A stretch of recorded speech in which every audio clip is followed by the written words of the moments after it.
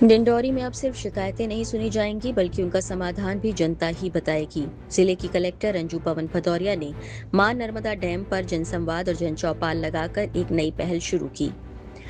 जनता ही बताएगी समस्या का समाधान नाम से शुरू किए गए इस नवाचार का उद्देश्य प्रशासन और आम लोगों के बीच सीधा संवाद स्थापित करना है। जन चौपाल में नगर परिषद के वार्ड क्रमांक 8, 9 और 10 के रहवासियों ने बढ़ चढ़कर हिस्सा लिया। लोगों ने सड़क, बिजली, पानी, सफाई, अतिक्रमण जैसी समस्याएं प्रशासन के सामने रखी। देखिए, ये कलेक्टर डिंडोरी श्रीमती अंजू पवन भदौरिया जी मैडम का एक इनिशिएटिव था, जिसमें इसको नाम दिया गया था जन संवाद जन चौपाल का, जिसका मुख्य उद्देश्य ये था कि जनता अपनी समस्या और समाधान खुद ही बताएगी और हम अपनी जिम्मेदारी का निर्वहन करेंगे।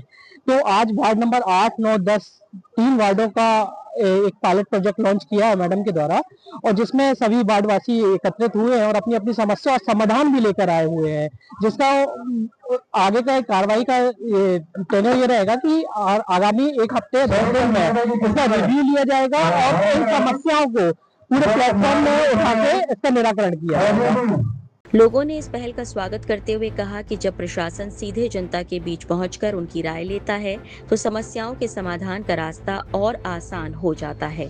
ये सबसे पहले इनकी सराहना करना चाहूंगा कि ये जो पहल है ये बहुत अच्छी पहल है, जन संवाद जन चौपाल। तो मैंने उनको समस्या बताई थी रोड, घाट और प्रकाश व्यवस्था को लेकर, और उस समस्या के दौरान जो आने वाली कठिनाई जो उन्होंने मुझे बताई, तो उसका मैंने समाधान भी उनको बताया था।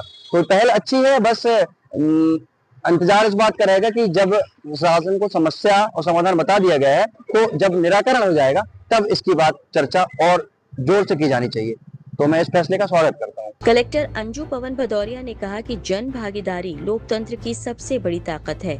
जब लोग अपनी समस्याओं के साथ उनके समाधान भी सुझाते हैं तो योजनाओं को जमीन पर उतारना ज्यादा आसान और प्रभावी हो जाता है। मुख्यमंत्री जी की मंशा के अनुरूप आज हमने नगरीय क्षेत्रों की समस्याओं के लिए एक जन चौपाल का आयोजन डैम घाट पर किया था, और बड़ी प्रसन्नता का विषय है कि हमने ये जो शुरुआत की है अभी नर्मदा नदी के किनारे जो हमारे 3 महत्वपूर्ण वार्ड हैं 8, 9, 10, उनकी समस्याओं का निराकरण के लिए थी। इसमें काफी ज्यादा संख्या में लोग आए जिन्होंने अपने वार्ड की समस्याएं लिखित रूप में दी, साथ ही सुझाव भी दिए और यह भी बताया कि किन कारणों से ये जो सफाई व्यवस्था है या अन्य कोई सुविधाएं हैं जो कि नहीं मिल पा रही हैं। संवाद के साथ समाधान ये हमारा उद्देश्य था, और लोगों ने जो बात रखी है उसमें मुख्यतः साफ सफाई, पीने के पानी की कुछ समस्याएं, कहीं पाइपलाइन टूटी है या बारिश के समय सड़कों पर जो गंदगी होती है, इसके अलावा यदि पुराने बिजली के पोल लगे हुए हैं तो उनको शिफ्ट करने की समस्या है। इस तरह की समस्या उन्होंने बताई है, और अच्छी बात यह है कि उनमें यह जिम्मेदारी का भाव है कि शासन प्रशासन और लोग दोनों मिलकर ही इन समस्याओं का समाधान कर सकते हैं।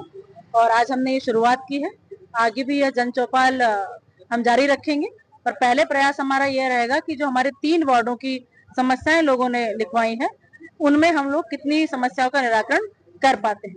दूसरा, हमने यह भी बताया है कि कितने लोग डिफॉल्टर हैं जिन्होंने नगर परिषद के विभिन्न कर नहीं चुकाए, और शासन ने कितने निर्माण कार्य वहां स्वीकृत किए हैं और कितने निर्माण कार्य हो चुके हैं। इससे यह भी जानकारी उनको मिलेगी कि उनके वार्ड में कितने लाखों के राशि के काम उनके वार्ड में हो रहे हैं। तो एक जागृति की बात है, जागरूकता की बात है, जिम्मेदारी की बात है, और हम सब मिलकर प्रयास करेंगे कि इस नगर को और कैसे स्वच्छ, सुंदर और लोगों के लिए एक सुलभ और एक स्वच्छ नगरी के रूप में विकसित कर सकते हैं।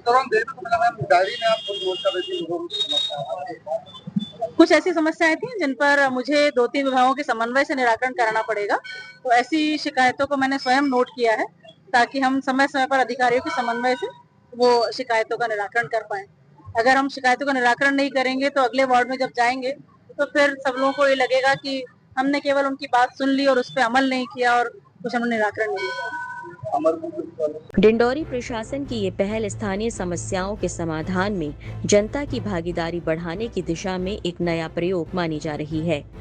अब देखना होगा कि जनता ही बताएगी समस्या का समाधान अभियान जिले में विकास और सुशासन का कितना प्रभावी मॉडल बन पाता है। पंजाब केसरी के लिए दीपू ठाकुर की रिपोर्ट। हमसे जुड़े रहने के लिए हमारे YouTube चैनल को सब्सक्राइब करें और नई वीडियो की नोटिफिकेशन के लिए बेल आइकॉन को दबाएं।